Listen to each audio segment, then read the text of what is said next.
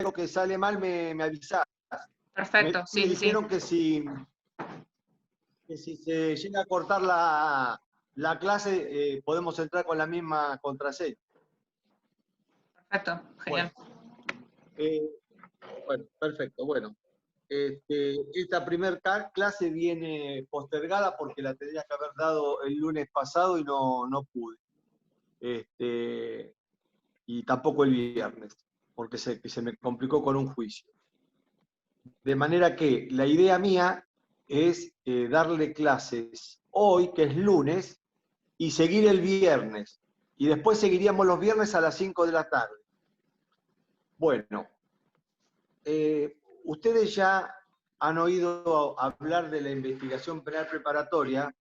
El doctor de Leonardi algo les dijo y les comentó más que nada de la función de la policía en colaboración con el Ministerio Público en la primera fase de investigación, previo a lo que sería el juicio oral.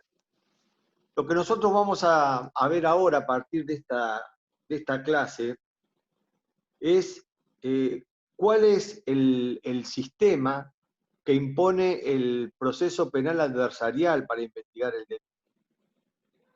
Es algo novedoso, es algo diferente, y sinceramente no es algo que yo les pueda decir que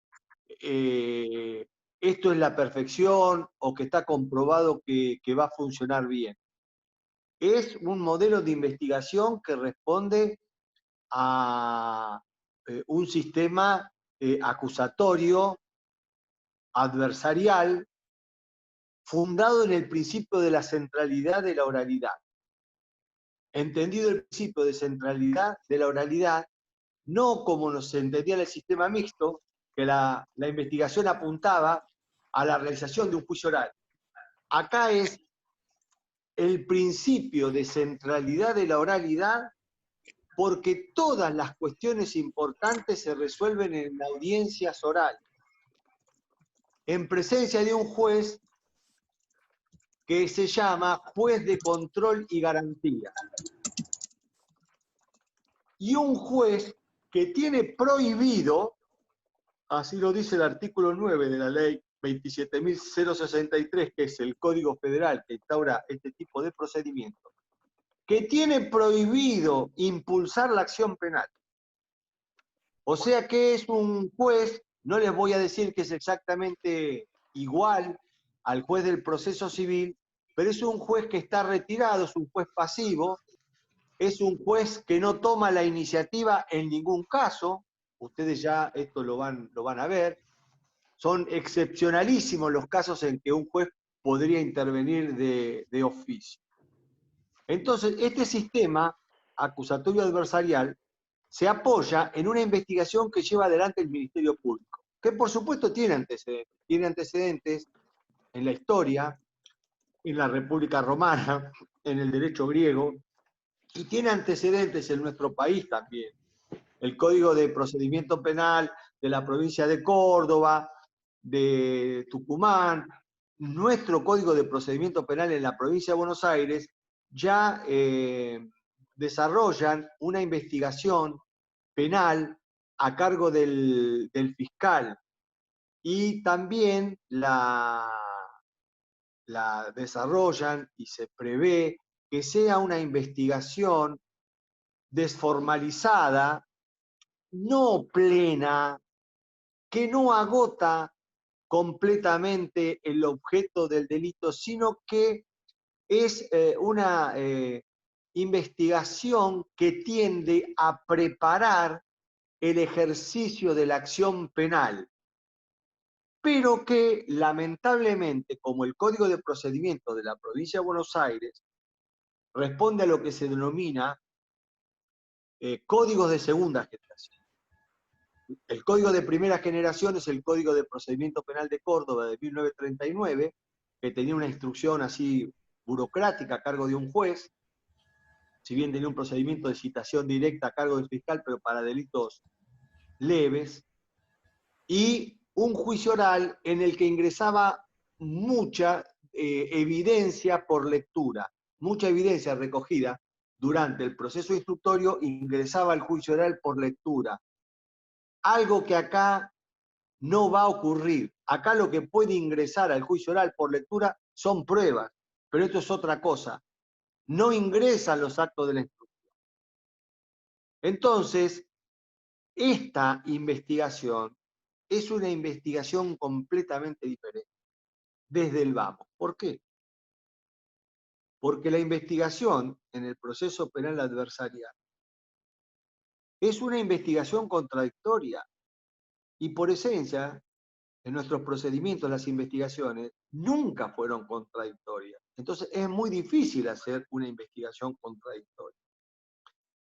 Antes de ingresar a lo que a mí más me interesa, que es que ustedes tengan los principios, los conceptos que enmarcan este tipo de investigación.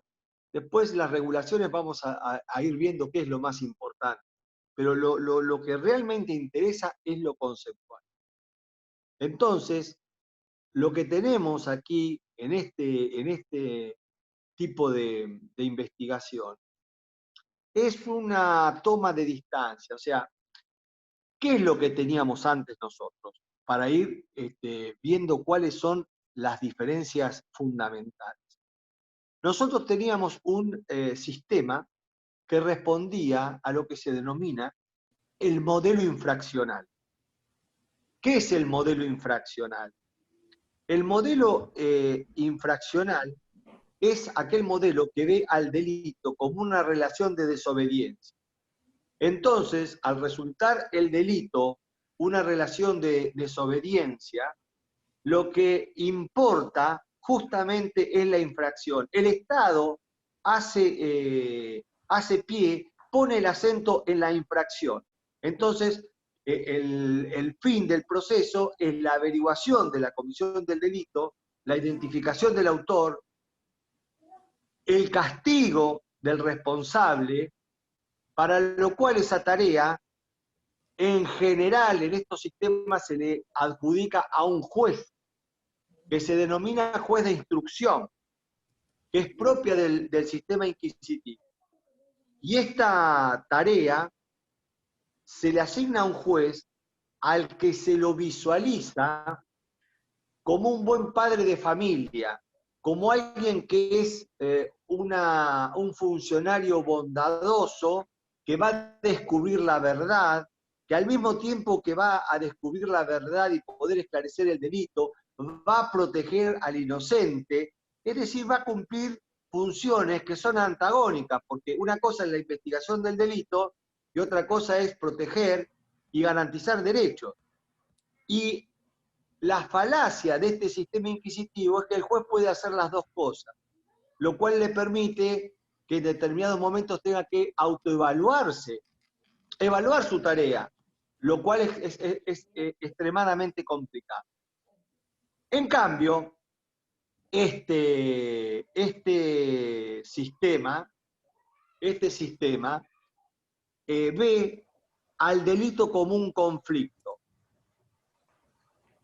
Es decir, la existencia de un conflicto exige una solución, una respuesta, que no necesariamente va a ser la respuesta punitiva.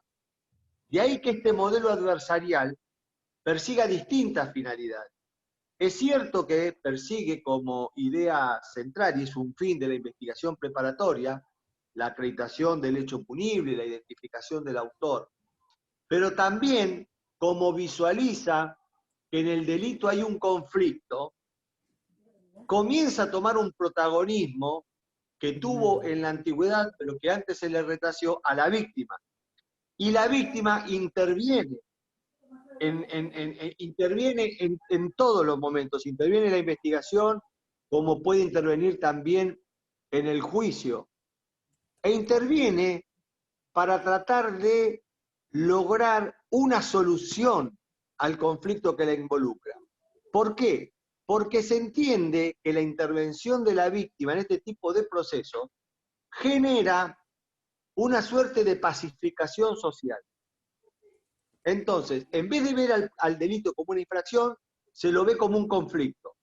En vez de entender que la imposición de una pena consolida una teoría de la venganza, se busca una solución que en determinados momentos va a ser la punitiva, porque no hay otra posible respuesta, frente a un homicidio, frente a una extorsión, frente a un robo con armas, es decir, frente a esos delitos graves, todavía no se ha encontrado ninguna respuesta que no sea la punitiva.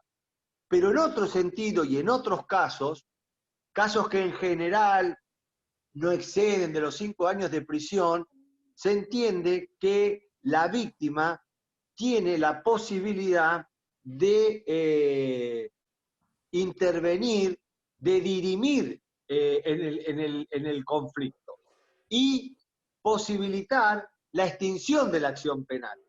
O sea, esto es muy, pero muy importante, porque así como decíamos que la investigación va a tender a la averiguación del delito, a la identificación del delincuente, la investigación también, conducida por el fiscal, pero ya no como un fiscal que solo procura la actuación de la ley penal sustantiva, sino como un fiscal que se va a convertir en este tipo de proceso en un gestor de la conflictividad social. Si el delito es un conflicto, el fiscal es un gestor de la conflictividad social. Entonces él también va a representar a la víctima, aunque a veces, ocupando el mismo espacio que la víctima, puede generarse un conflicto que en este sistema, el conflicto, mientras no sea un conflicto inzanjable, por ejemplo, cuando el fiscal cree que hay que pedir el sobreseimiento, cuando el fiscal cree que hay que suspender el proceso a prueba y la víctima no está de acuerdo, se le da la posibilidad de convertirse en querellante y continuar con la acción penal. O si es querellante, directamente continuar con el ejercicio de la acción penal. Es decir, el proceso en un momento determinado se transforma en un proceso de parte. Pero aunque la víctima esté con el fiscal, compartiendo el mismo espacio procesal, y aun cuando sea el fiscal el que ejerce la acción penal, si esa diferencia no es una diferencia tan importante, no es una diferencia fundamental, ese litisconsorcio lo va a manejar el Ministerio Público Fiscal. Esto lo digo desde ahora porque muchos creen que, como el modelo es adversarial, la víctima puede poner al lado de la hipótesis que investiga el Ministerio Público Fiscal su propia hipótesis, aun cuando las dos tengan el mismo nivel, sean dos hipótesis principales, uno investiga un robo y otra una extorsión. Eso no puede ser, porque el imputado, esto es conceptual también, siempre tiene el derecho a enfrentarse a una acusación única, cierta y completa. Ya vamos a ver lo que quiere decir esto a medida que vayamos desarrollando las clases. Pero una acusación única, aunque la expresen dos acusadores, porque tenemos el querellante en el Código Federal, así como el particular damnificado mucho más debilitado en el Código de Procedimiento de la Provincia de Buenos Aires, los dos podrían acusar, pero siempre respecto de un mismo hecho. El imputado no enfrenta dos acusaciones, enfrenta una acusación. Bueno, esto es central, porque justamente este procedimiento lo que quiere es tomar distancia del modelo infraccional, porque en el modelo infraccional es un modelo que responde a un procedimiento escrito, que responde a un trámite secuencial, es un trámite en el que el imputado y la defensa no toman la iniciativa, está siempre detrás de lo que hace el Ministerio Público Fiscal, en los casos de los códigos de segunda generación, como podría ser el Código de Procedimiento de la Provincia de Buenos Aires. O sea, siempre tiene que estar trabajando detrás del Ministerio Público Fiscal para ver si el fiscal comete errores y entonces a través de las nulidades puede sacar alguna ventaja, pero no tiene la posibilidad de ir preparando, de ir elaborando desde el vamos su propia teoría del caso, como si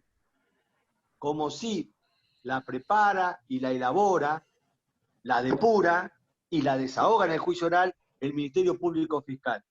Aunque el querellante, quien también puede realizar investigación autónomas y tener su propio legajo.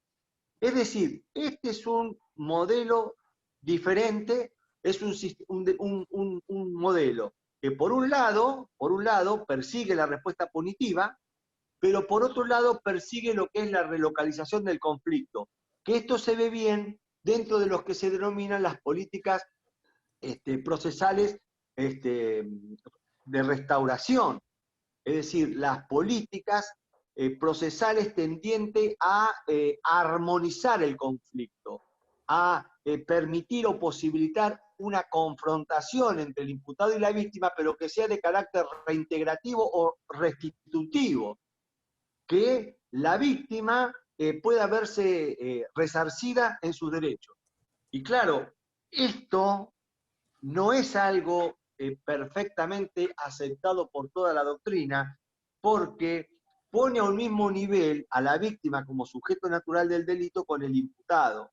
Y como siempre, el proceso mixto predicó de que el proceso penal tiene intereses públicos afectados, entonces los intereses superiores del Estado son representados por el Ministerio Público y la víctima no tendría que tener el protagonismo que justamente le da este tipo de proceso.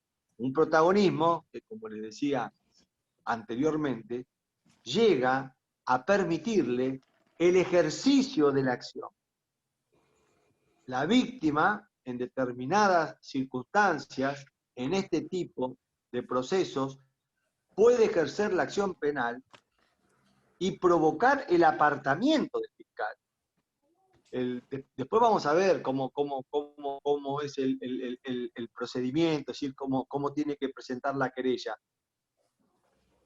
Pero el fiscal en determinado momento, cuando ve que hay un conflicto entre lo que él piensa acerca de los elementos que ha colectado y la posición que asume la víctima en el proceso, se retira y se produce ahí un proceso de conversión. La acción penal pública se transforma en acción privada. Pero esto no quiere decir que la acción se privatice. Ese es un error. En general hay autores que están en contra de estas regulaciones, porque dicen, ¿cómo puede ser que el Ministerio Público, por ejemplo, quiere aplicar un criterio de disponibilidad de la acción a través de un criterio de oportunidad y el ofendido está en desacuerdo y entonces la legislación le deja ejercer la acción penal? Dice, pero entonces, ¿de qué derecho penal mínimo estamos hablando? ¿De qué flexibilidad estamos hablando? Bueno, pero lo que no entienden es que el principio acusatorio en sus orígenes, era una confrontación entre partes, entre la víctima y el autor del delito. Y el hecho de que en este momento se vuelva en determinadas circunstancias a permitir que esa confrontación también se dé entre la víctima u ofendido, constituido en querellante, y el autor del delito, no significa violación al principio acusatorio. Todo lo contrario, todo lo contrario. Esto es una interpelación que se le hace al Estado y el Estado entiende que la gestión de los intereses sociales, en estos casos, en los que el fiscal muchas veces tiene mucho trabajo, a veces puede haber cierta incuria en el tratamiento del proceso, esta interpelación que se hace al Estado, el Estado la resuelve entendiendo que la víctima está en mejores condiciones de gestionar sus propios intereses. Y a diferencia de Hauchen, que cree que se está privatizando la acción penal no se está privatizando. Porque el querellante va a tener que formular acusación. El querellante va a tener que presentar su acusación en la audiencia de control de la acusación. en la que el imputado puede pedir el sobreseimiento. El querellante puede ir a un juicio y lo puede perder y va a cargar con las costas. Y si gana, la pena que se le va a imponer al imputado es una pena pública. Entonces decir que en este caso la acción penal se ha privatizado, me parece que es un error conceptual. No hay privatización de la acción penal bajo ningún punto de vista. Lo que hay es una delegación del ejercicio de la acción en el ofendido porque se le reconoce la capacidad que tiene para gestionar su propio conflicto. Aquí aparece otra de las características fundamentales del nuevo modelo adversarial, que es la flexibilización del ejercicio de la acción penal. Es decir, en el modelo mixto, el único que podía ejercer la acción penal era el Ministerio Público. Y el querellante podía adherirse al ejercicio de la acción, pero siempre sujeto a la indicación del Ministerio Público Fiscal. Este sistema parte de una diferencia fundamental con el infraccional. En el infraccional, las ideas que prevalecen son las ideas de la retribución. Modelo infraccional, Kant y Hegel. Todo delito debe ser investigado y castigado. En el sistema adversarial, el principio que prevalece es otro. El delito es un conflicto que debe resolverse. Para resolverse es fundamental la construcción de una teoría de la pacificación social. En esa teoría de la pacificación social y en esa respuesta pacificadora debe intervenir la víctima. Pero consciente el Estado de que todos los delitos no pueden ser investigados, establece como principio la flexibilización del ejercicio de la acción penal. O sea, este también es un principio rector, el principio de la flexibilización de la acción penal. Y fíjense que es notable, el principio de flexibilidad en el ejercicio de la acción penal, aún en países en el que las víctimas prácticamente no tienen ningún derecho, salvo el de constituirse en asociaciones e ir a protestar a las oficinas del fiscal, como ocurre en los Estados Unidos, el mismo sistema americano entiende que perseguir y castigar todos los delitos haría saltar al sistema y lo haría volar por el aire. Entonces, ellos mismos reconocen la imposibilidad que tiene el Estado de perseguir todos los delitos. Esto lo reconoce el juez Burger en Santovelo versus New York. Entonces, fíjense que hasta sistemas en donde el ejercicio de la acción penal en todos los casos está asignado a un órgano público, al reconocerse la imposibilidad de ejercer la acción penal respecto de todos los delitos, también se establecen criterios de oportunidad. Pero aquí no, aquí la finalidad de entrada que persigue el proceso penal respecto de los delitos de mediana criminalidad, es decir, son delitos de contenido patrimonial, delitos culposos donde no hay muertes ni lesiones gravísimas, donde no están involucrados funcionarios públicos y, lo que es muy importante, porque eso también lo dice el Código de Procedimientos, donde no haya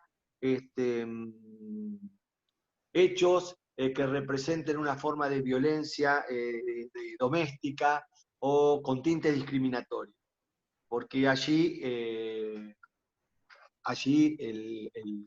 las medidas de disponibilidad de la acción y los criterios de oportunidad no rigen. O sea que este sistema se fundamenta más que nada en la visualización del delito como un conflicto, la flexibilización del ejercicio de la acción penal, la desaparición del juez como un investigador que debe conducir lealmente el procedimiento investigando el delito y garantizando los derechos del ofendido, sino que, como si se tratara de un proceso civil, se le encomienda al actor, que en este caso sería el fiscal como representante de la sociedad, que lleve adelante una encuesta. O sea, una encuesta tendiente a verificar si se ha cometido o no un delito. Una investigación que no va a ser plena, que no tiene por qué agotar todas las hipótesis, porque es imposible agotar todas las hipótesis, pero que va a investigar y va a trabajar sobre una teoría, se llama teoría del caso, una presentación de lo que ocurrió desde el punto de vista del Ministerio Público, también del querellante cuando se presente, que pueda ser discutida en el juicio. Entonces la finalidad, desde el vamos del trabajo del Ministerio Público, fiscal, que va a llevar adelante la investigación, es tratar de obtener elementos de juicio, evidencias, insumos que permitan sospechar, podría decirse en un primer momento, de la existencia de un delito y la participación del imputado en el mismo, pero que en realidad permitan conformar un estado que se denominaría de causa probable. Es decir, tratar de juntar todos los elementos que permitan sostener la hipótesis de que se ha cometido un delito y que una persona intervino en su realización, pero analizando toda la evidencia desde un punto de vista objetivo que le permita a un juez, que es un juez que actúa como una verdadera señal de tráfico. Es un juez que se convierte en un semáforo. Dice, luz roja, este caso no tiene probabilidades, no tiene chances de ser ganado en un juicio. Entonces, a esta investigación le pongo luz roja. O diga, no, esta investigación, tal como está presentada, tiene causa probable de ser ganada en un juicio oral y público. Entonces le da luz verde para que ese caso, esa prueba que presenten las partes, se desahogue en un juicio oral y público. Claro, llevar adelante entonces una investigación a cargo de un funcionario que asume el carácter de parte, tomando distancia de las investigaciones que llevaba adelante el juez instructor, que en realidad era un juez inquisitivo, impone un cambio de lógica. Un cambio de lógica. Porque este juez que tenemos nosotros en el proceso adversarial, este juez de control y garantías, repito, es un juez que actúa pasivamente. No puede ejercer funciones persecutorias. No puede, ustedes piensen que la investigación que va llevando adelante el fiscal la va recogiendo en lo que se denomina un legajo de investigación. Bueno, el juez no puede pedirle al fiscal el legajo de investigación, no lo puede ver. No tiene autoridad para pedirle al fiscal el legajo de investigación para ver qué tipo de investigación está llevando, qué es lo que está haciendo. De cualquier manera, me apresuro a decir lo siguiente. El legajo de investigación es algo informal porque las características de esta investigación que lleva adelante el fiscal es justamente, ahora vamos a hablar de eso, de que es una investigación preparatoria que es desformalizada, es una investigación preparatoria desformalizada que carece de valor convictivo. Los elementos que el fiscal recoge y registra en su investigación, las declaraciones testimoniales, los informes, los documentos u otras medidas que tenga que solicitar. Está claro que hay medidas que tienen una fuerte protección constitucional y que el fiscal no las puede hacer por sí mismo. El fiscal no puede allanar un domicilio. El fiscal no puede interceptar las comunicaciones telefónicas. Pero justamente el fiscal trabaja en la hipótesis que tiene acerca de la comisión de un delito. El fiscal razona así: se cometió un homicidio o hay una muerte violenta. Entonces, la norma de comportamiento que se infringió, ¿cuál es? La del homicidio. A alguien le desapoderaron de su billetera y le pusieron un revólver en la cabeza. La norma de comportamiento que se infringió, ¿cuál es? La del robo calificado. En función de los elementos del tipo objetivo que se ha infringido, el fiscal va elaborando su teoría del caso. Va elaborando, ¿qué caso voy a llevar? Voy a llevar un caso de robo calificado. Voy a investigar y voy a tratar de llevar a juicio el caso de un homicidio calificado, de un homicidio simple. Voy a llevar a juicio el caso de una extorsión. Pero a veces él va recogiendo evidencia, toma declaraciones testimoniales a los policías que detuvieron al sujeto, a los testigos, secuestra documentos, a veces realiza pericias, pero muchas veces necesita la realización de medidas que son verdaderas injerencias en derechos personalísimos de las personas investigadas. Entonces acá pasan dos cosas. Primero, que quien las tiene que autorizar es el juez de garantías. El juez de control y garantías es el que va a autorizar. Vean, tenemos elementos de convicción que dicen que el autor del robo al camión que transportaba cubiertas sería fulano de tal. Entonces necesito allanar su domicilio. ¿Qué es lo que pasa en este tipo de investigaciones adversariales?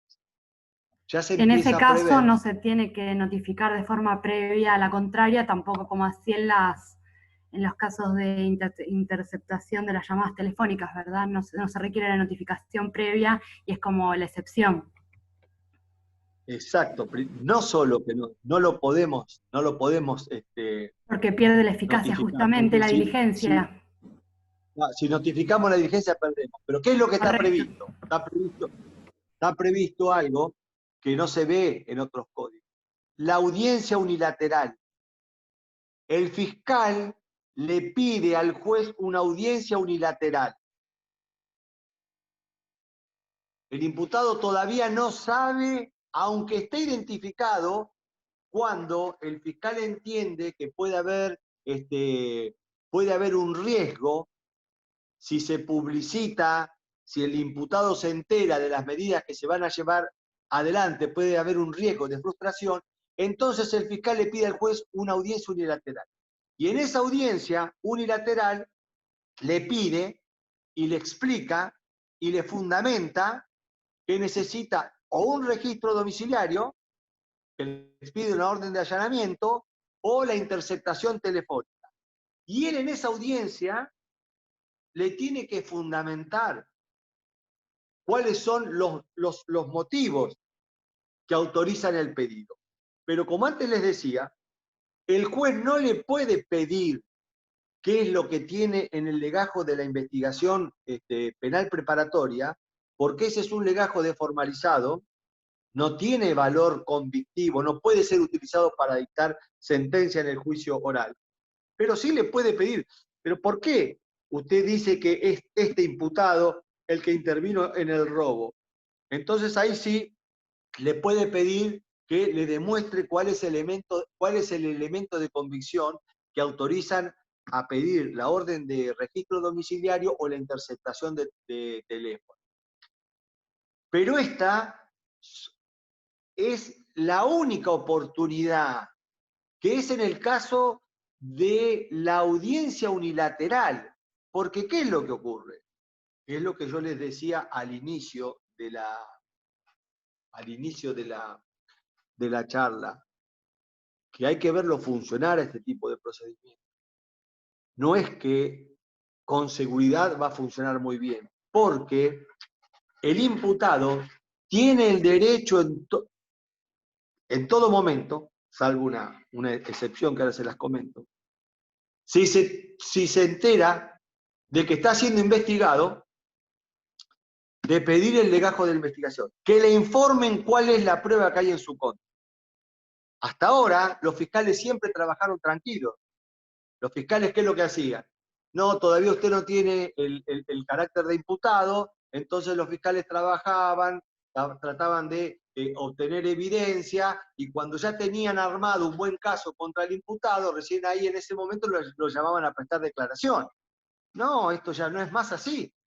El imputado en cualquier momento puede pedir que le informen cuáles son los elementos que hay en su contra. Y además, si el imputado está individualizado, el fiscal tiene que notificarle. O sea, que el fiscal está obligado a mostrarle qué es lo que tiene en su contra al imputado y no al juez. Y no al juez. Y el fiscal no puede, una vez que lo tiene individualizado al imputado, decir que no le va a mostrar la evidencia, porque únicamente puede negarse a mostrársela si se decreta la reserva de las investigaciones, que eso opera por un plazo de 10 días. Hay 10 días que el fiscal está autorizado a no mostrar esa evidencia, pero es por única vez. Es por única vez. Es decir que la investigación que se lleve adelante aquí, en estos casos, es una investigación prácticamente contradictoria. Y es muy difícil llevar adelante una investigación contradictoria.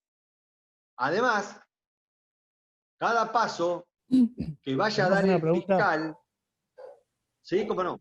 Le hago una consulta, ¿cómo se entera el imputado de que lo están investigando? No, sí se entera. Ah, por eso, sí se entera. No es como se entera. Sí, pero por supuesto, sí se entera. Cuando el imputado está con nombre y apellido mencionado, en ese caso el fiscal le tiene que notificar que tiene una investigación en su contra. Entonces ahí él ya la puede controlar. Salvo que el fiscal en audiencia unilateral le pida al juez que lo exima de la obligación de investigar porque tiene que tomar algunas medidas que, si se enteran, van a frustrar el resultado de la investigación, como podría ser esto que estamos hablando ahora, que tiene que solicitar una orden de allanamiento o una interceptación telefónica. Pero el problema es que justamente esta investigación va a ser una investigación contradictoria, donde todos... ¿Le puedo hacer una consulta más? La duda es la siguiente. Sí. Supongamos que, a ver si entendí bien, el fiscal no tiene identificado al imputado. No obstante eso, el imputado sospecha de alguna forma que lo están investigando. Tiene que ir y presentar de alguna forma alguna justificación de que lo están investigando, de que él cree que lo están investigando, y no termino de entender cómo es eso. Si el imputado cree que lo están investigando y tiene algún elemento, porque por ejemplo se están haciendo averiguaciones sobre personas de su entorno, puede pedirle una audiencia a un juez que se desancicula y que actúa como juez de control y garantías, donde le plantea esta cuestión, y entonces el juez tiene que citar al Ministerio Público para ver si efectivamente está siendo investigado. Y si está siendo investigado, lo puede conminar al fiscal a que le muestre cuáles son los elementos de convicción que tiene. Esto puede pasar cuando se trabaja sobre el entorno del imputado. Si no, es difícil que se entere, pero es posible. Y si esto ocurre, esa audiencia ya no va a ser una audiencia unilateral, porque la va a pedir el imputado. Entonces esa audiencia va a ser una audiencia con el fiscal. Y el imputado le va a manifestar cuáles son los elementos que le permiten sostener de que está siendo investigado y quiere saber por qué delito y cuáles son los elementos que tiene en su contra, y el fiscal, por supuesto, como el fiscal tiene un deber de objetividad que se trasluce en juntar todos los elementos que sirvan para esclarecer el delito, pero también los que sirvan para atenuarlo o para acreditar la inocencia del imputado, y como el desempeño de la actividad del Ministerio Público Fiscal debe ser con absoluta lealtad, porque responde a los intereses de la sociedad, que reclama el castigo del culpable, pero la protección del inocente, el fiscal tiene que decirle al juez en esa audiencia si efectivamente se está investigando a fulano de tal. Si es que fulano de tal, y hay elementos de juicio para suponer que él es el imputado, porque puede ser que el imputado sea otra persona del entorno y que realmente entonces le pueda decir no, fulano de tal no está siendo investigado, y entonces que no tenga que mostrarle absolutamente nada. Pero fíjense, a ver, acá todavía no llegamos, esto me adelanta un poco, pero lo que ocurre es lo siguiente, acá la investigación penal preparatoria se divide en dos etapas. Prácticamente hay una investigación penal preparatoria y una investigación penal preparatoria de la investigación preparatoria. Parece confuso, pero no lo es. ¿Esto qué quiere decir? Que hay una investigación que hace el Ministerio Público Fiscal hasta una audiencia que se llama audiencia de formalización de la investigación. ¿Está claro? Nosotros estamos hablando antes. Todavía yo no llegué a eso, pero ya que me hacen esta pregunta es muy importante. Porque ¿qué es lo que ocurre? Que a partir de la audiencia de formalización de la investigación, sucintamente le digo, es una audiencia en la que el fiscal le tiene que informar al imputado detalladamente cuál es el hecho que se le atribuye, cuál es la calificación jurídica y cuáles son las evidencias que lo sostienen. A partir de eso, todo es contradictorio. Todo es contradictorio. Entonces, ¿el fiscal qué es lo que tiene?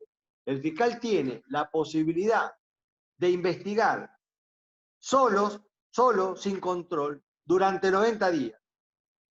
Y a los 90 días le puede decir al juez, mire, en una audiencia unilateral, al margen de las personas que están siendo investigadas, necesito otros 90 días para investigar. Todavía la investigación no está para formalizar, porque una vez que vence ese plazo máximo, esa prórroga de 90 días, el fiscal tiene que formalizar. Y una vez que formalizó, le hizo saber cuáles son los hechos, los determinó con precisión, de manera circunstanciada, le indicó qué calificación jurídica tiene, ahí viene o el pedido de medidas cautelares, la prisión preventiva, ahí empieza ya a determinarse entre este acto de formalización y la audiencia de control de la acusación, el objeto del proceso penal y el cumplimiento, la observancia rigurosa, en este código más que en otro, del principio de congruencia, de correlación, porque este es un acto imputativo. No les voy a decir que es como si fuera un acto de procesamiento, pero es lo más parecido. Aquí ya hay una sujeción del imputado al proceso. Es más, es tan importante la audiencia de formalización de la investigación que el fiscal ya no puede aplicar criterios de oportunidad. Doctor. Él de oficio ya no lo puede hacer más. Perdón que lo interrumpa, pero hay una pregunta en el chat que dice, yo no sé bien si esto es en el proceso federal o en provincia también. No. Pero estoy hablando del proceso federal. Por eso justamente es que De Leonardi se empezó antes y De Leonardi va a hablar del proceso provincial. Esto que yo estoy diciendo es del proceso federal, pero estamos hablando conceptualmente. Fíjense, estamos hablando conceptualmente, no nos estamos enroscando ni persiguiendo con artículos. Estamos hablando de un proceso penal adversarial que se funda en la visualización del delito como un conflicto, que se fundamenta en el régimen de flexibilización de la acción penal, que tiene un régimen de conversión de la acción penal pública en privada, que prohíbe absolutamente a los jueces ejercer cualquier tipo de función requirente, cualquier tipo de función acusatoria. Está prohibido en el artículo 9 del Código de Procedimiento. ¿Qué quiere decir esto? Que no pueden realizar ninguna prueba de oficio, que en el juicio no le pueden preguntar a los imputados, que no pueden mandar a juicio a una persona como se hace ahora en la ley federal con un auto de elevación a juicio de un juez. Eso es impensado. El actor penal es el fiscal. El querellante adhiere, y si no adhiere porque hubo problemas como los que mencioné hoy, entonces el querellante cumple las funciones de acusador, que en este caso se llama acusador particular, no acusador privado, porque el acusador privado es para los delitos de acción privada. Se llama acusador particular, particular. ¿Está claro? Bueno, sigo. Esta actividad que lleva adelante el Ministerio Público Fiscal, decía, esto es fundamental, es preparatoria. ¿Qué quiere decir que es preparatoria? Que es una actividad de averiguación, de averiguación. Por eso los actos procesales que lleva adelante el Ministerio Público Fiscal no son actos probatorios y no los puede utilizar en el juicio para fundar la sentencia. Averiguación. Los actos de prueba, que después vamos a ver en la otra clase cómo se realizan, son actos de verificación, son actos de verificación. Es decir, en esta etapa, el fiscal lo que quiere en realidad hacer es ir elaborando una teoría del caso, sería qué realmente ocurrió desde el punto de vista del Ministerio Público, cómo se llevó adelante ese robo, cuáles son las características de la tipicidad del robo que estoy investigando, quién es el autor penalmente responsable o quiénes son sus cómplices, es decir, todo aquello que permita llenar los vacíos que exige, que se exige llenar para concluir en una sentencia condenatoria. Pero son actos de investigación, no son de verificación. El fiscal va haciendo afirmaciones de hecho. Se llama ir trabajando en las proposiciones fácticas. Él va trabajando en las proposiciones fácticas que tiene que elaborar para poder acreditar su hipótesis. Y esas proposiciones fácticas, esos hechos, los va a acreditar ¿cómo? Con pruebas. ¿Pero cuándo va a presentar las pruebas? En el juicio. Entonces, en la investigación penal preparatoria, salvo que se dé un caso, un supuesto de anticipo jurisdiccional de prueba, eso se va a hacer en determinadas circunstancias, el fiscal realiza una actividad que no es concluyente, que no es plena, que no es determinante. Es meramente preparatoria del ejercicio de la acción penal. No tiene valor convictivo, no tiene valor convictivo. Claro que antes Ahora, lo que sucedía era que toda esa información sumaria se pretendía volcar al juicio oral y justamente el juez en esa característica trifronte o bifronte estaba juzgando a partir de... ¿y el juez? Con una característica bifronte o trifronte, tenía que juzgar mediante actos sumarios que ni siquiera estaban volcados dentro del juicio.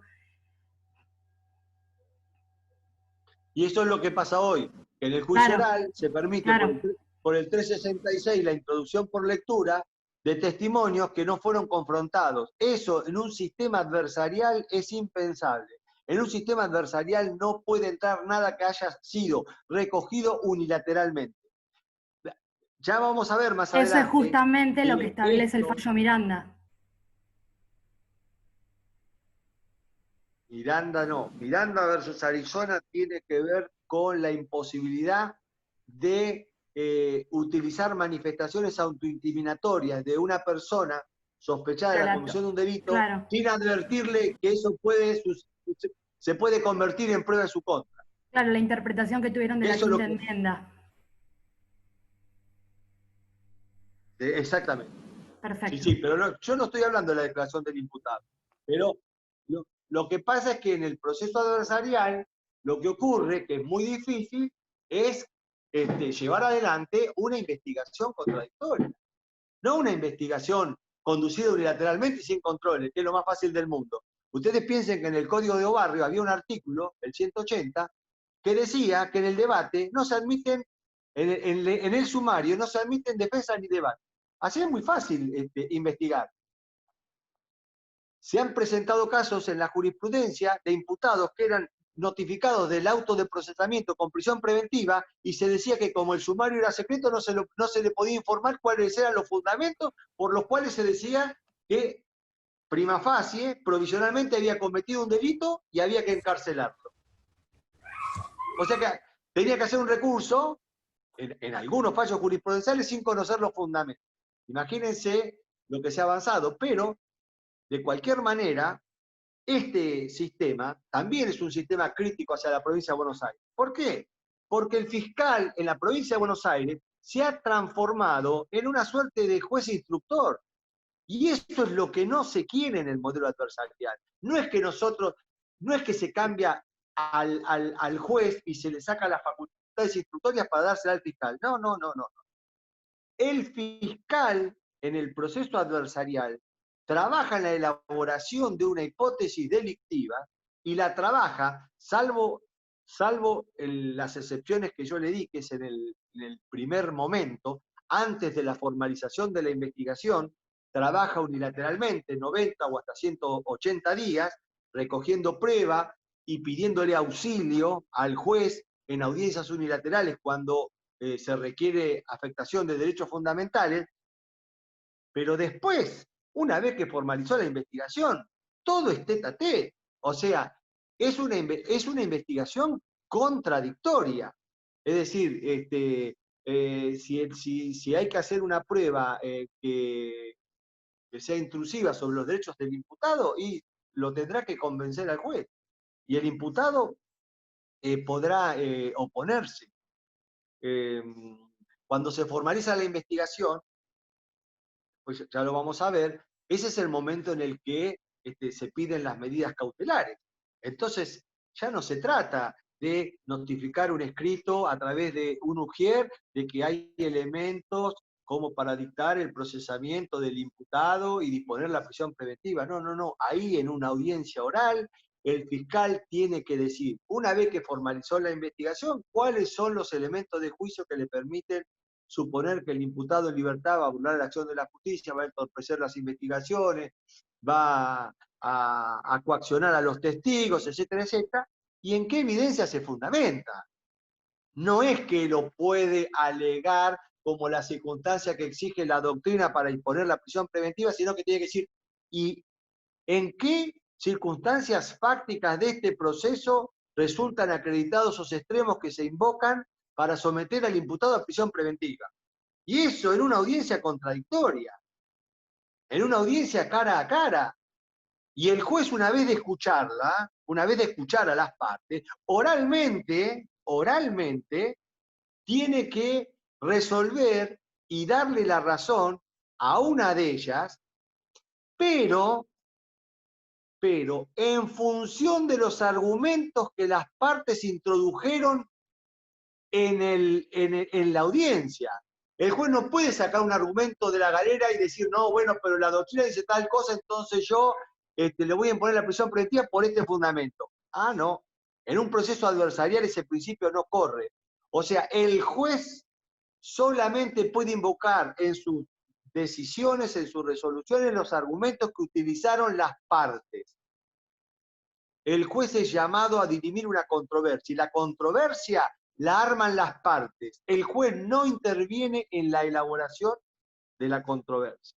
Entonces, fíjense que es un sistema completamente diferente, es un sistema muy parecido al proceso civil en este sentido, porque es un verdadero proceso de parte, donde el juez no puede subsanar presentaciones insuficientes, débiles, mal formuladas del Ministerio Público, pero tampoco de la defensa.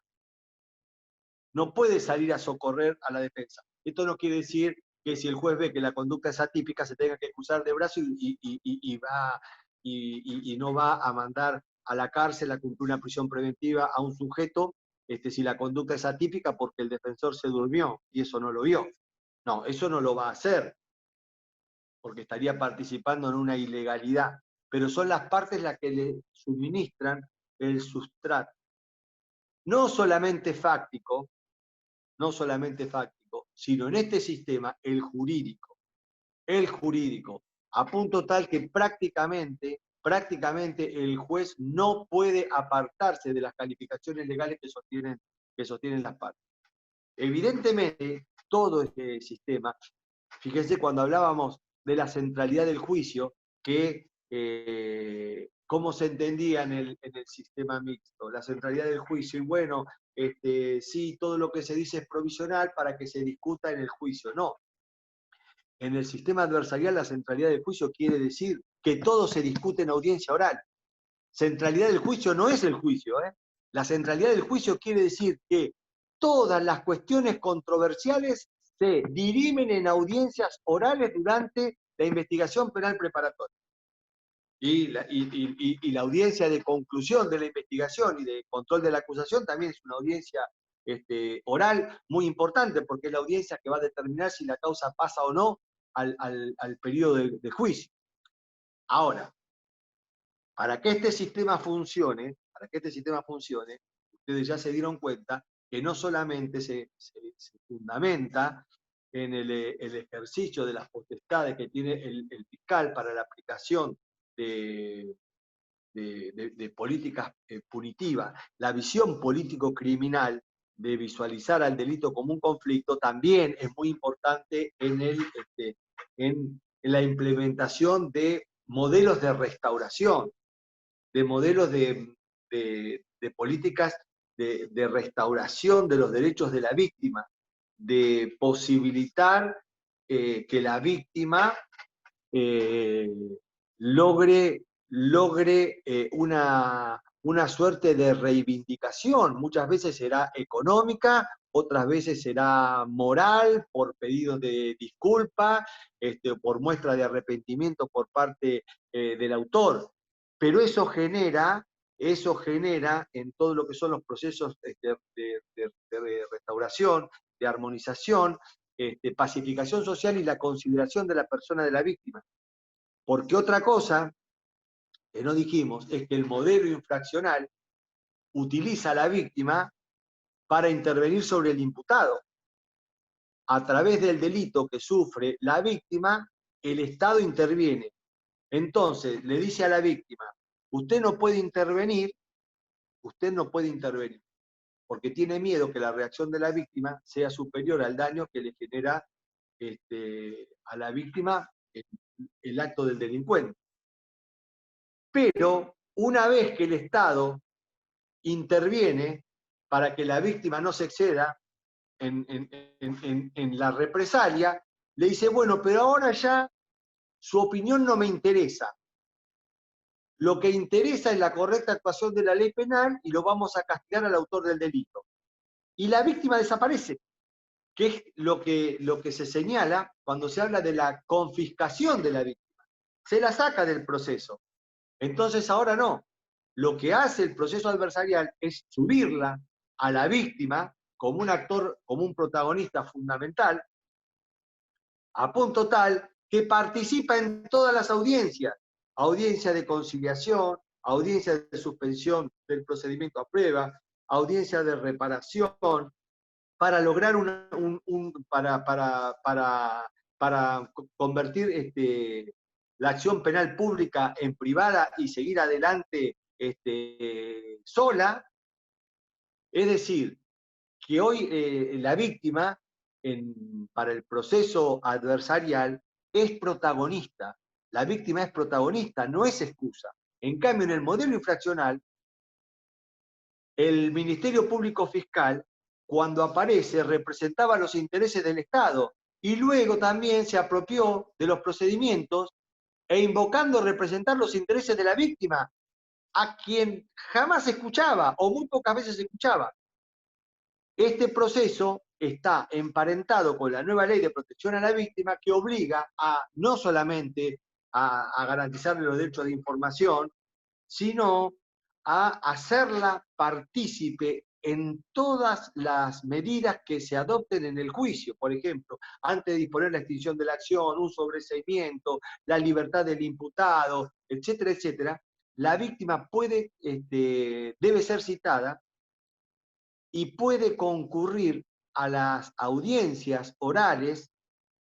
La audiencia oral puede ser nula si no se convocó a la víctima, y allí, como sujeto natural del delito, es decir, como víctima propiamente dicha, o convertida en querellante, puede participar del procedimiento.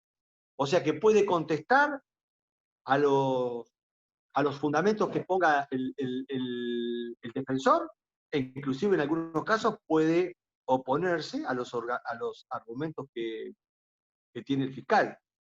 Por ejemplo, puede ser que en determinadas circunstancias el fiscal pueda coincidir con una petición de la defensa y la víctima, constituida en querellante, se manifiesta en contrario. No obstante que el espacio procesal de la víctima, querellante y el fiscal es el mismo, si el juez, por más que fiscal y defensor estén de acuerdo, pero la víctima no, entiende que tiene razón la víctima, lo puede resolver así, porque ya hay controversia. La controversia está entre el defensor y el querellante. No obliga ese acuerdo entre el Ministerio Público y el defensor. Ahora, fíjense, si no hubiese víctima, porque es un proceso penal, como los que hay cuando se violan bienes jurídicos supraindividuales, tráfico de drogas, etcétera, etcétera, que la víctima no aparece, que la víctima en general es la sociedad, el acuerdo entre el Ministerio Público y la defensa obliga al juez, porque no hay controversia. Y en este tipo de juicio adversarial, esto también es un principio y es conceptual, donde no hay controversia no hay juez. En realidad, juez hay porque tiene que resolver, pero no puede resolver en contra de lo acordado por las partes.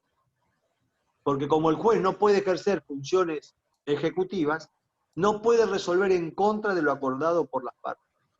Fíjense qué importante que es esto, porque esto hace a la esencia del principio acusatorio. Si no hay controversia, no hay juez. ¿Qué es lo que hacía el sistema mixto? El fiscal no ofrecía prueba, el juez decía qué prueba había que producir para llevar adelante el juicio. El fiscal pedía el sobreseimiento, el juez decía no estoy de acuerdo. Desplazaba al fiscal para que otro fiscal disponga la elevación de la causa a juicio.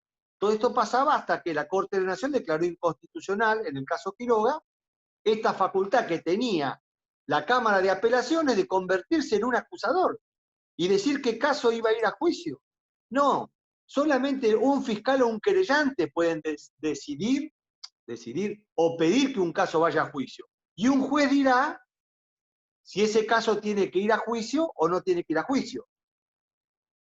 Pero el juez lo va a decidir siempre y cuando haya un pedido expreso.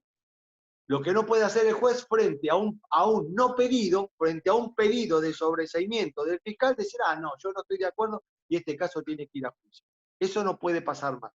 Los jueces no pueden ejercer funciones acusatorias, eso está prohibido. A punto tal, está prohibido, que en el juicio no pueden preguntar. En estas audiencias que hemos visto, en estas audiencias unilaterales o en estas audiencias de pedido de medidas cautelares, etcétera, etcétera, el juez sí puede preguntar para cerciorarse. Ahí puede tener un rol proactivo, porque ese juez de garantías no es el juez que juzga, es el juez que resuelve la controversia de esa etapa del proceso, de esa etapa particular del proceso. Está resolviendo sobre una medida cautelar, está resolviendo sobre una morigeración, etcétera, etcétera. Pero si no, el juez no puede apartarse. Bueno, la semana que viene el viernes vamos a ir viendo entonces los distintos tipos de audiencia que se pueden ir tomando y lo que no les dije todavía, por ejemplo, cuál es la naturaleza de esta etapa, que es una etapa eminentemente administrativa, se los adelanto, no es jurisdiccional, y también esto es conceptual. El Poder Judicial no investiga los delitos. La investigación del delito es una ayuda del Poder Administrativo al Poder Judicial, pero todo lo que es investigación es tarea administrativa. Entonces vamos a ver después qué es lo que puede hacer el Ministerio Público Fiscal cuando realizó la pesquisa, recogió la información y entonces ve que con esa información no puede seguir adelante. Entonces, ¿qué tipo de decisiones puede adoptar? Si alguna de esas decisiones que puede adoptar tienen el valor de la cosa juzgada, si eso impide reabrir posteriormente nuevas investigaciones, cuáles son los actos definitivos e irreproductibles que hay que tomar durante la investigación penal preparatoria, y que estos sí son actos que tienen valor y que pueden ser utilizados en la audiencia oral. Y bueno, y vamos a ver entonces cuáles son las características del legajo del fiscal, del legajo de la querella, que también puede realizar una actividad investigativa autónoma, y cuáles son las nuevas facultades que tiene la defensa. Es decir, la defensa está repotenciada, si bien a último momento hubo un retroceso en la ley del Ministerio Público de la Defensa, al no permitirle tomarles declaraciones testimoniales, pero igualmente vamos a ver que puede recoger información y que esa información en determinado momento la puede poner sobre la mesa y decirle al fiscal, yo pido esto porque yo estoy acompañado de esta información. Y eso, de alguna manera, hace que la defensa tenga mayor poder de fuego, que no esté debajo del Ministerio Público como ocurre hoy día. ¿Qué es lo que pasa en el Código de Procedimiento de la Provincia de Buenos Aires? Si el defensor quiere hacer una prueba, ¿a quién se lo tiene que pedir? Al Ministerio Público Fiscal. Y el fiscal muchas veces, si el fiscal no quiere, podría acudir al juez. Pero a veces está haciendo todo ese esfuerzo para producir una prueba que lo va a perjudicar. En cambio, si él tuviera facultades autónomas, si él hace esa prueba y ve que lo perjudica, y bueno, sigue con otra, o sigue con otra estrategia, o sigue por otro camino. Pero esto de ir detrás del Ministerio Público o del juez, al defensor lo pone en una relación de subordinación. Y quien es el que soporta el peso de la persecución penal, parece ser que tendría que estar al mismo nivel. Esta es la realidad del principio de igualdad de armas. El principio de igualdad de armas, en realidad, lo que significa es igualdad de oportunidades. Siempre el Ministerio Público tiene más poder. Si tiene la fuerza pública del Ministerio Público, ¿cómo no va a tener más poder que la defensa? Pero la igualdad de oportunidades, la verdadera igualdad de armas, se da cuando el defensor puede realizar una actividad investigativa autónoma para oponerse a la estrategia que tiene el fiscal, porque quizá esa visión que tiene del caso el defensor es una visión que está encontrada con lo que piensa el Ministerio Público, y entonces no evacúa ninguna de las diligencias que le pide la defensa. Entonces, llegar a un juicio oral en esas condiciones, extremadamente debilitado, y decir, como se dice en muchas resoluciones, no, esta prueba puede practicarse en el juicio. Sí, todo puede practicarse en el juicio, pero hasta que lleguemos al juicio el imputado está preso, muchas veces, o procesado, que es una suerte también de estigma, Entonces, esto lo tenemos que ver bien. Sí, de lo que se trata es de entender que el proceso es un proceso adversarial. Les repito, no se olviden de esto. Cuando la víctima, las partes, tienen poder, muchas veces se dice que por el interés público que prevalece en el proceso penal, que ello no debería ser así, que el fiscal, como un representante del interés objetivo de la sociedad, prácticamente un abogado sin pasión, pero un juez sin imparcialidad, porque tiene que perseguir el delito. Pero ustedes fíjense que el proceso adversarial nació en Inglaterra. ¿Y cómo nació? Con un tipo de proceso que se llamaba proceso altercado, en donde el acusador era la víctima, no un abogado, la víctima acusaba. Y el imputado era el acusado. Y la víctima acusaba y ofrecía la prueba. Y el imputado, que era el acusado, si no hablaba, era prácticamente condenado, porque había dos versiones de los hechos. El jurado, ¿a qué versión de los hechos iba a creer? El acusado tenía casi la obligación de hablar, hoy que se le garantiza tanto el derecho del silencio, porque si no hablaba, entonces se imponía la visión del acusador, hasta que aparecieron los abogados y los silenciaron a los imputados y pudieron hablar en nombre del imputado, pasó mucho tiempo. Pero el proceso en realidad nació con la víctima ejerciendo las funciones del acusador. ¿Cómo se va a decir ahora, como dicen algunos autores, que cuando se convierte la acción penal pública en privada, esto es realmente la privatización del derecho penal, la privatización del conflicto, etcétera, etcétera? No, son modelos de gestión. Con el modelo de gestión del sistema mixto, el Estado prácticamente usurpó y minimizó los derechos del imputado. Con este sistema los pone en un pie de igualdad. O sea, el proceso altercado, que dio origen al proceso penal adversarial, de alguna manera está presente, ahora con muchas más garantías, cuando se da este proceso de conversión de la acción penal pública en acción privada. Bueno, ya llevamos casi 1 hora y 20. La clase que viene, entonces, sin perjuicio de que ahora les voy a contestar las preguntas que quieran hacer, la clase que viene, entonces, vamos a retomar a partir de las medidas que puede hacer el fiscal, de las que no hablamos, y de la importancia de la audiencia de formalización de la investigación y de los anticipos jurisdiccionales de prueba, que eso sí también es muy importante. Y bueno, si quieren hacer alguna pregunta. Profe, yo tenía una consulta. Buenas noches. Buenas noches. Cuando se produce esta conversión de acción pública a privada, ¿la víctima continúa una acción individual, pero en sede civil o en sede penal? No. Ejerce la acción penal. Acá, ejerce directamente la acción penal. Ejerce la acción penal. Es el actor. Tiene las mismas facultades que el Ministerio Público, salvo las derivadas del ejercicio de la función, porque no es un funcionario público. Pero puede hacer lo mismo que el Ministerio Público. Perfecto, gracias. De nada. Doctor, ¿le puedo hacer una consulta?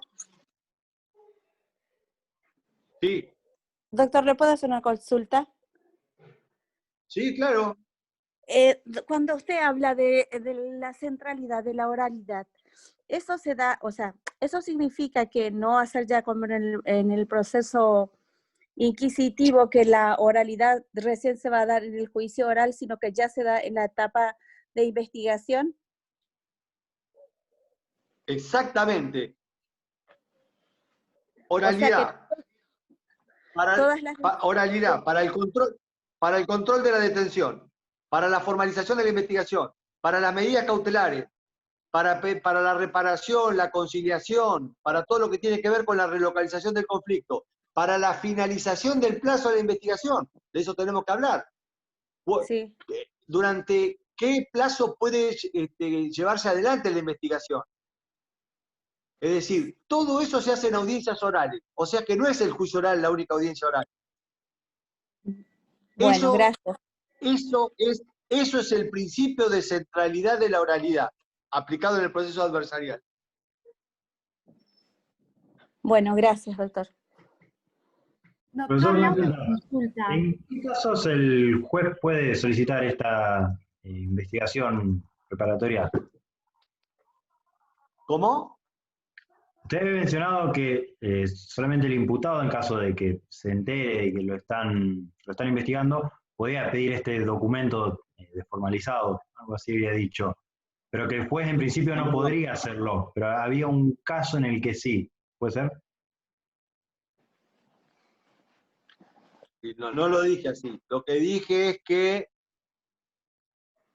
él puede ir al juez a una audiencia y decir que hay elementos que permiten sostener que está siendo investigado, y entonces le pide al juez que le ordene al fiscal que le muestre la investigación, cuáles son los elementos que obran en su contra.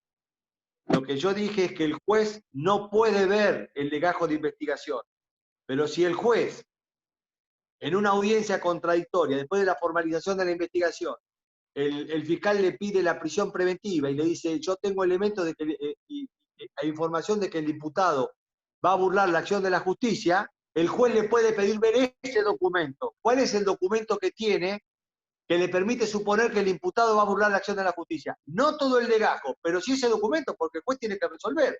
Si no, el fiscal le puede estar alegando en el aire. Pero solo después de la ¿Entiendes? audiencia de esta formalización.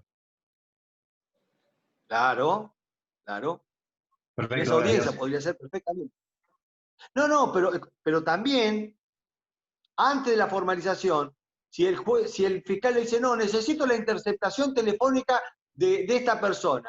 ¿Y por qué de esta persona? No, porque tengo información de que ella es la que intervino en el delito. ¿A qué información?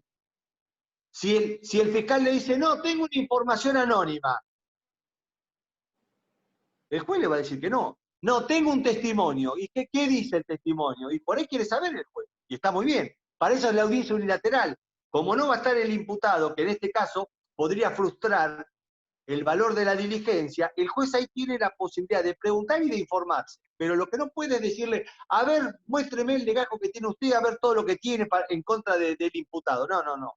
Puede ser respecto de una medida concreta.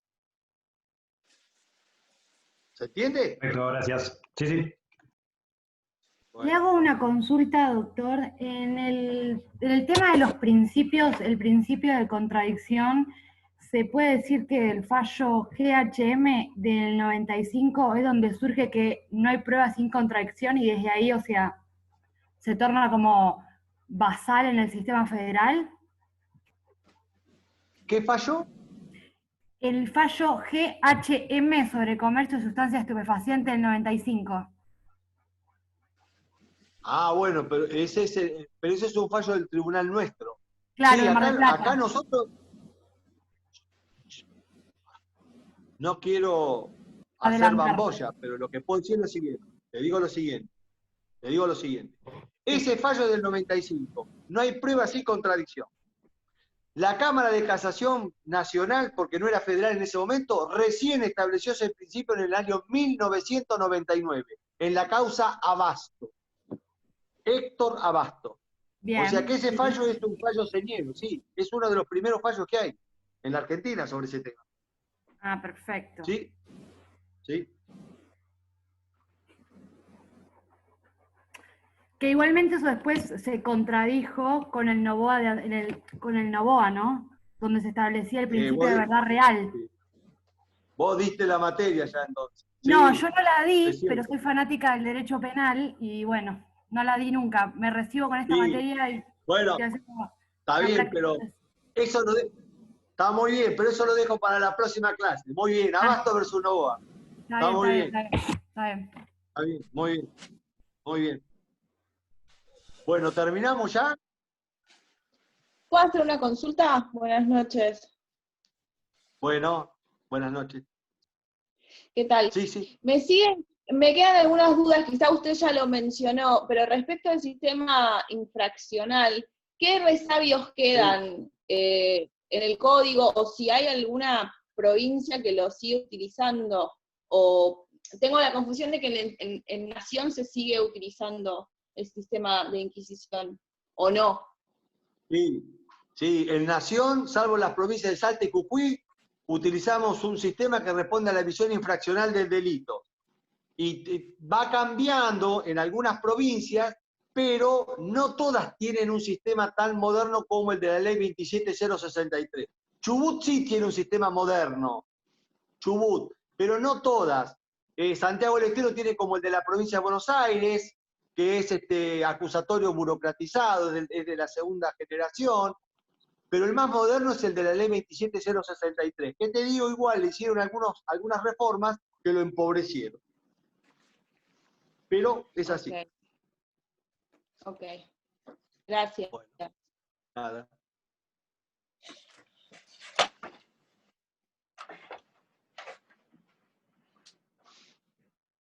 Rosela, ¿estás en la sala? Sí, sí, estoy. Bueno, terminamos entonces acá. Perfecto. Genial, doctor, buenísimo. Salió bien, ¿eh? Salió Te digo perfecto, algo. salió todo Vos bien. sabés que me pusieron... Sí, me pusieron internet esta tarde, pero no tengo computadora. Este es el